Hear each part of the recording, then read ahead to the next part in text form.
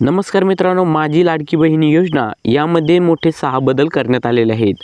नेमके हे बदल कोणते आहेत ते आपण या व्हिडिओच्या माध्यमातून सविस्तरपणे पाहणार आहे। त्यासाठी व्हिडिओ शेवटपर्यंत नक्की बघा। तत्पूर्वी तुम्ही जर आमच्या YouTube चॅनलवरती नवीन असाल तर आमचे YouTube चॅनल नक्की सबस्क्राइब करा। मुख्यमंत्री माझी लाडकी बहीण योजनेमध्ये मोठे 6 बदल करण्यात आलेले आहेत। ते कोणते बदल करण्यात आलेले आहेत ते आपण या ठिकाणी पाहणार आहोत। सदर योजनेमध्ये अर्ज करण्याची मुदत दिनांक 1 जुलै ते 15 जुलै ठेवण्यात आलेली होती।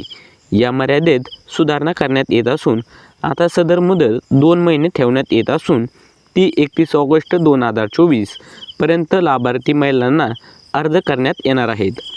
तसेच दिनांक 31 ऑगस्ट 2024 पर्यंत अर्ज करण्यात आलेल्या लाभार्थी महिलांना दिनांक 1 जुलै 2024 पासून दर महिना 1500 रुपये आर्थिक लाभ देण्यात येणार आहे।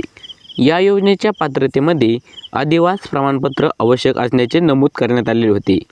आता लाभार्थी महिलाकडे अधिवास प्रमाणपत्र उपलब्ध नसलेस तर त्याऐवजी 15 वर्षापूर्वीचे रेशन कार्ड, मतदान ओळखपत्र, शाळा सोडल्याचे प्रमाणपत्र, जन्मदाखला या 4पैकी कोणतेही ओळखपत्र म्हणजेच प्रमाणपत्र हे ग्राह्य धरण्यात येणार आहेत। सदर योजनेतील 5 एकर शेतीची अट ही वगळण्यात आलेली आहे। सदर योजनेत लाभार्थी महिलांना वयोगट 21 ते 60 वयोगट ही अट या ठिकाणी ठेवण्यात आलेली होती। त्याऐवजी आता 21 ते 65 वर्ष वयोगटातील महिला पण यामध्ये अर्ज करू शकतात।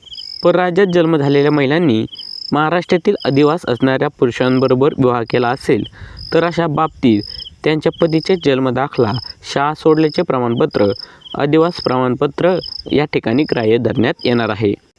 रुपये 2.5 लाख उत्पन्न दाखला उपलब्ध नसेल, ज्या कुटुंबाकडे पिवळे किंवा केसरी रेशन कार्ड उपलब्ध असेल त्यांना उत्पन्नाचा दाखला प्रमाणपत्रामधून सूट देण्यात येणार आहे।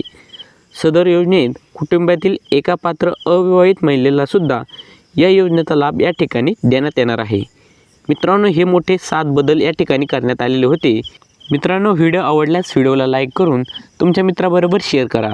अशाच प्रकारची नवीन माहिती सर्वात आधी पाहण्यासाठी सबस्क्राईब करा Akash Raj studio YouTube channel. धन्यवाद।